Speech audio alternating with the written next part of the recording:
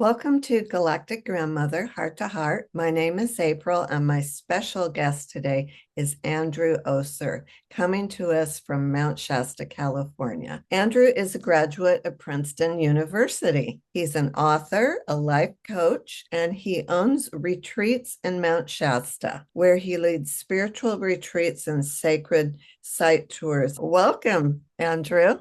Thanks for having me, April. It's a pleasure to be with you. I am curious. Are you an East Coast man if you went to Princeton? Well, Philadelphia. oh, Philadelphia. Okay. And what was your journey like to get to Mount Shasta, where you now live and work? I'd say somewhere during my time at Princeton, I started feeling like really fried, stressed out. I've been pushing myself really hard for a long time. And when I was in high school, I could be at the top of the class without pushing it that much. But at Princeton, everybody else had been at the top of their high school class too. So it was just a lot of pushing. I, by the way, had no spiritual foundation. I was brought up Jewish culturally, but atheist. So really had no spiritual foundation. It was in the Jewish culture, it's all about the mind. The mind is God, and I had a good mind, and I guess I maxed it out. So anyway, I was starting to really feel like I needed a break, and I was strongly considering taking a leave of absence just to have some time to chill out. And then the summer before my senior year, I read a book called The Inner Game of Tennis, which was actually kind of a bestseller in the mid 70s. And the book told me how to be in the present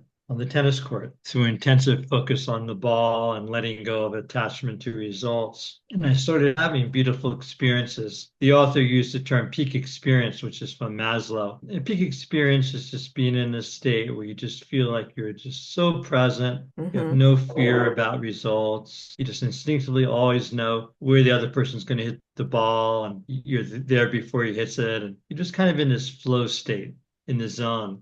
Uh-huh. So I started experiencing it on the tennis court. And that was so strong for me, such a revelation, that I was just really refreshed. And I was able to go back and do my senior year. And I made the choice, rather than going to law school, which I've been planning for many years, Mm. I would come to California and explore. Somehow I knew California was the place to come to explore. Yes, I moved out to a place called Santa Cruz, south of San Francisco, which was, and I think still is to some extent, a huge center for awakening. And before I knew it, I was in a car going up to Mount Shasta with some friends. And on the mountain, I really found home.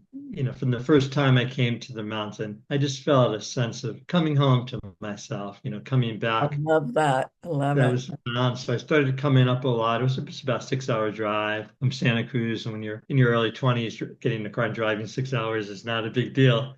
So I started coming here all the time and mostly camping out, doing camping retreats with myself and just going deeper. And so that's basically how I discovered Mount Shasta. That's how I made it from Princeton to Mount Shasta. Oh, I love it. I love it when you are able to find that sense of being home again. What is the elevation up there in Mount Shasta? The mountain's actually 14,000 Oh, and the town's at 3,500. way a lot of people experience metaphysical, paranormal experiences where they might see UFO craft. They might go on shamanic or meditative journeys in their etheric body into the interdimensional city of Telos. They might have a lot of experiences that affect them that way. Have you ever experienced any paranormal or metaphysical experiences there? I think I probably have, but what's really more important to me is that I've experienced God. I've experienced awakening to who I am, and somehow the way I'm wired, April, and I don't give myself any credit for this. It's just like I have curly hair, part of the way this thing was put together. I also have this focus on the absolute, whether you call that God or have some other name for it. Mm-hmm. And I've always, in all my spiritual experience, and I did do a bunch of psychedelics in my 20s, and I Mm-hmm. never had any interest in all the astral planes and phenomena. I always wanted just to come home to source, come home to truth, come home to I am. And so that's where I always navigate towards. Whatever phenomena are arising, I don't fight them or have anything against them, but they're just not what I navigate towards and not what my heart is wanting. So yes, I've experienced a lot of things. I'll tell you about one little experience.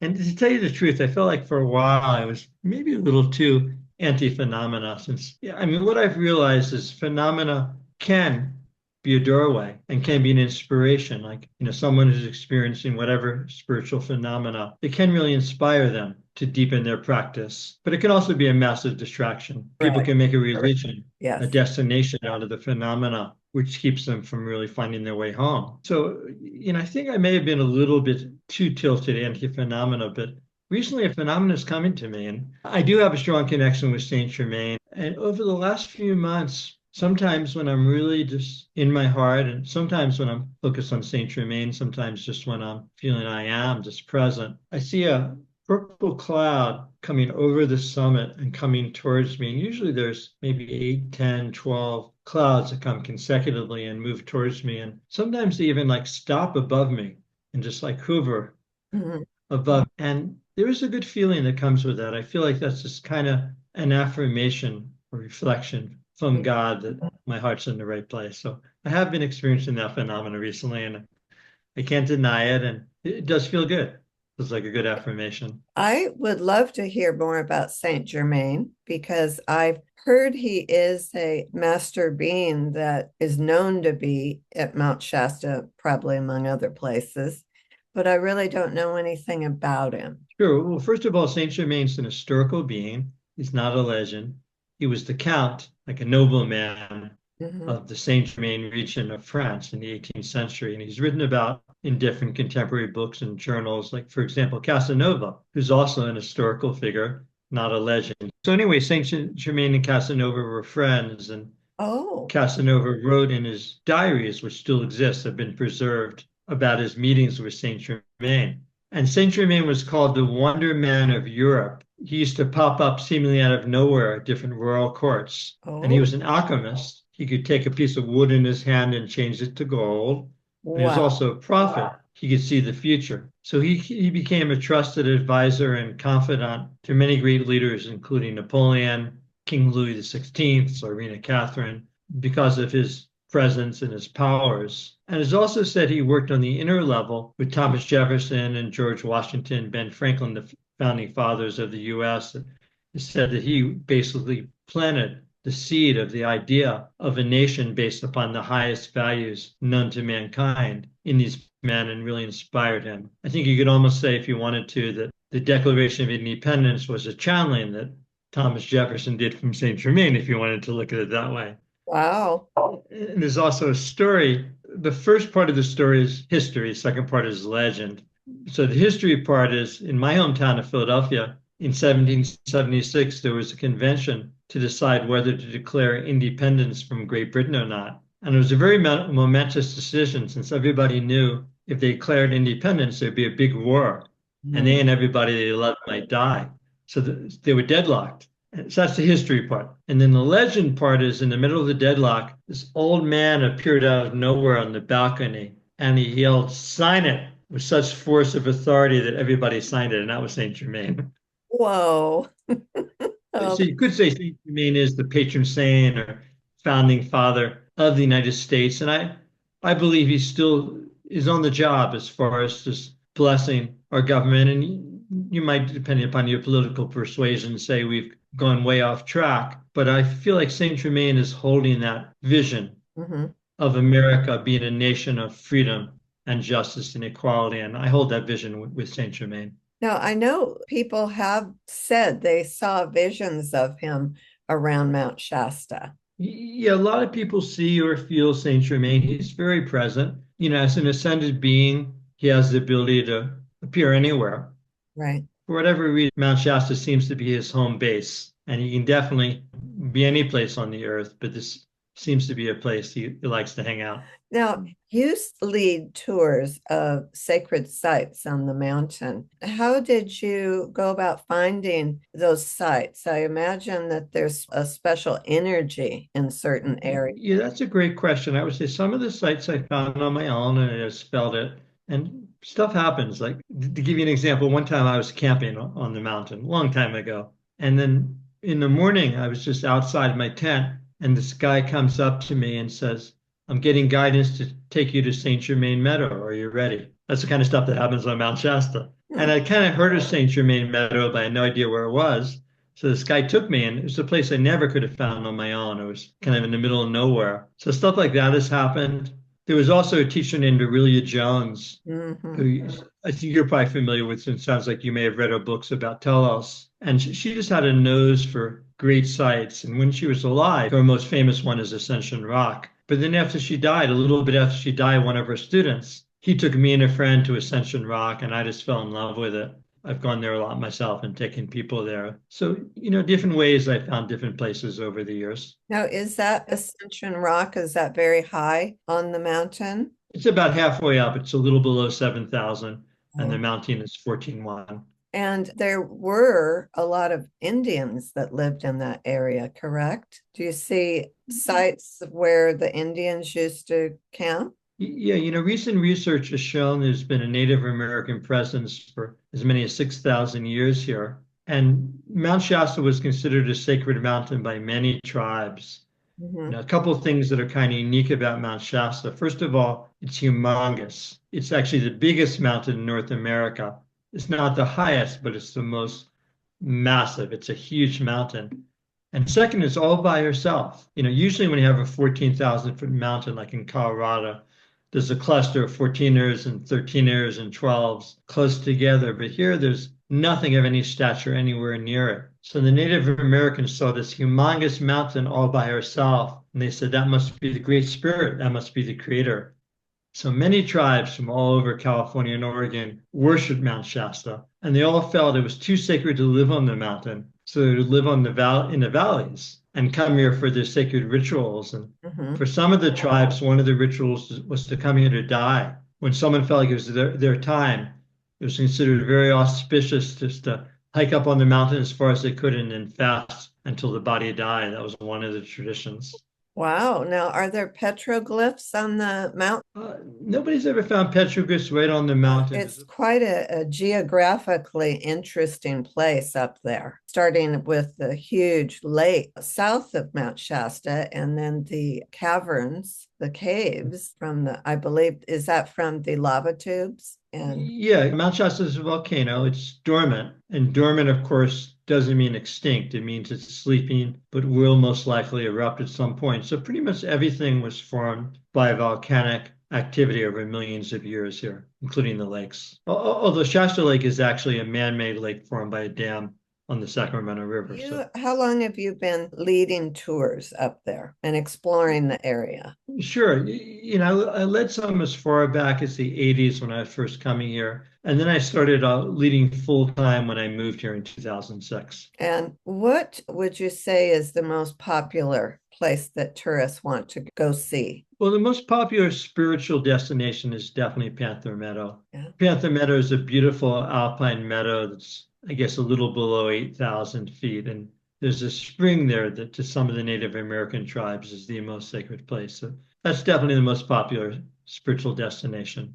And do you ever take clients up to camp on the mountain? Yeah, in the early years, it seemed like occasionally people would ask me for that, and really nobody's asked me for that in recent years. I have had clients who've camped, and I go up there to meet them to guide them, but I haven't really done a 24/7 camping retreat in a while. I'd still be willing to do it if someone asked me and they were really sincere. It hasn't come up in a while. When you've taken clients on the mountain, have they had some very exciting adventures or revelations?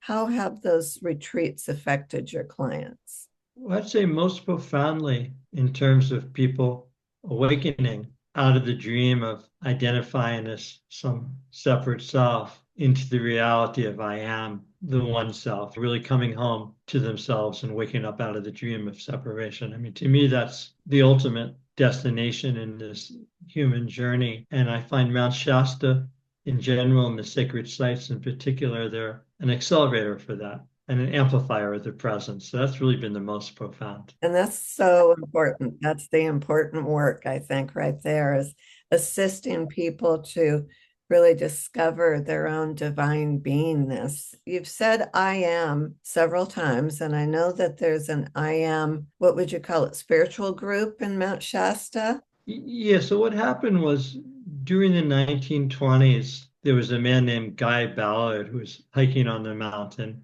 And according to what he wrote in a book called Unveiled Mystery, he met Saint-Germain on the mountain and eventually had many meetings with Saint-Germain. And Saint-Germain led him through a series of initiations and gave him a body of teachings and told him to write about it. And the teachings came to be called the I Am teachings because the core teaching is that God is here and ultimately you're one with God. And that was a very radical teaching in America in the 30s. It wouldn't have been radical in India, but it was very radical in America. And that's really the book that made Mount Shasta famous. And a whole movement, which is officially called the Saint Germain Foundation, but most people call it the I Am Teachings or I Am Movement, came out of that. And I want to clarify, I'm not and I've never been part of that movement. You know, what happens with a lot of spiritual movements is they're started by someone who's really inspired. And then when that person dies, the people take over, don't have the same inspiration. They're more into power and control and stuff. And I think, unfortunately, that's happened to some extent in that movement. So I want to totally clarify I'm in no way ever associated with that movement. But I am is in the Bible. Guy Ballard didn't invent the term I am in 1929. In the book of Exodus, it said that God came to Moses in the form of a burning bush and then gave Moses some messages to bring back to the Jewish people. And then God said, well, who should I tell my people gave me these messages? And God said, I am that I am. Oh, yes. And there's also a verse in Psalms, it's a very powerful verse. Be still and know that I am God. I believe it's Psalm 46, if I'm not mistaken. So I am is just a name for God. You know, there's many names for God, and I am is one name for God that resonates with me. Great. Well, thank you for that explanation. You have written books. Can you talk about, first of all, what inspired you to write your book? Are they available on Amazon? Yeah, I think my most recent book, which probably would be the one of most interest to your audience, which is called How Alternation Can Change Your Life. Yeah, I'm pretty sure that's still on Amazon. It came out a while ago. You know, that book I felt really called to write. I honestly got kind of a download of an outline of the book, all the chapters, a few years before I wrote it. And then when I finally wrote it, I feel like there's a lot of grace that came through. I wrote the first half of it here and the second half on Kauai when I was doing a meditation retreat on my own on Kauai. And that book basically comes out of a lot of experience starting in tennis about the principle of alternation. Alternation is back and forth, you know, in breath and out breath is alternation. Work and rest is alternation. Being and doing, in a relationship, being together and being apart is alternation. And I just found that it was a very powerful rhythm of the universe. I mean, I certainly didn't invent alternation. It's the fabric of the universe. But what I did is I just looked at different ways to apply that, both for stress management, for healthy relationships, for physical health, for emotional and mental health, for getting inner guidance, for shifting habits and beliefs, and ultimately for spiritual awakening. So that's what the book's about, is using that universal principle of alternation and applying it in many ways in our lives. Wow, that's interesting. What is the most important message that you would like to give about going to Mount Shasta as a tourist, and what is the best thing for them to see? Sure. Well, I'd say, first of all, for anybody who's really interested in coming home to themselves, really interested in deep, profound, sustainable awakening, Mount Shasta is the best place I know for that in the United States. And I haven't traveled internationally, so I can't really compare it to Mount Kailash or Lake Titicaca since I haven't been to those places. But as far as US, to me, Mount Shasta is just a whole level beyond Sedona or beyond any place I've been in the US, which is considered a spiritual vortex place. So I'd say first and foremost, it's really a place to come home, a place to awaken. I mean, from another sense, you could say it's a place to do a life reset, to clear out all the gunk in your system and get a fresh start, which I think we all need. And the whole area, the mountain and a lot of the lakes and waterfalls and springs around the mountain is definitely supercharged with divine presence. And there are places I feel an amplification. So I'd say for anybody who really wants to really know themselves, wants to awaken out of the dream of struggle and separation into the reality of joy and oneness. This is the best place I know in America, United States of America, to come. And it's also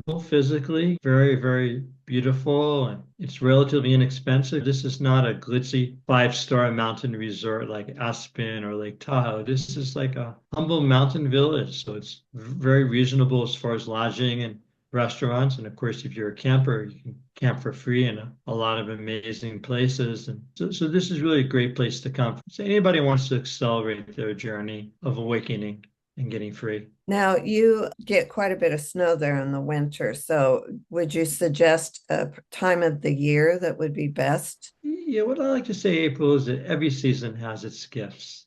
Hmm. Summer is definitely the most popular. In summer, the weather's pretty locked into being warm and sunny every day. And we've got beautiful mountain lakes, which get to be a very pleasant temperature for swimming. So summer is the most popular time. Fall's a beautiful time. After Labor Day, the crowds are way less. And even in summer, by the way, it's not over the top crowded. Compared to a place like Yosemite, even the summer is relatively low key, but the fall is even more low key and more spacious and easier to find places to stay. So fall's a beautiful time. I'd say at least through mid-October and often through the end of October, there's a lot of mild sunny weather. And as I'm sure you know, had a big drought in California for a long time. And seems like we're kind of out of the drought and back more into our normal historical cycles. And I would say November is pretty unpredictable. And then December, January, February, you get some nice, sunny, relatively mild days, but you can get a fair amount of snow. But I also say the snow is an amplifier.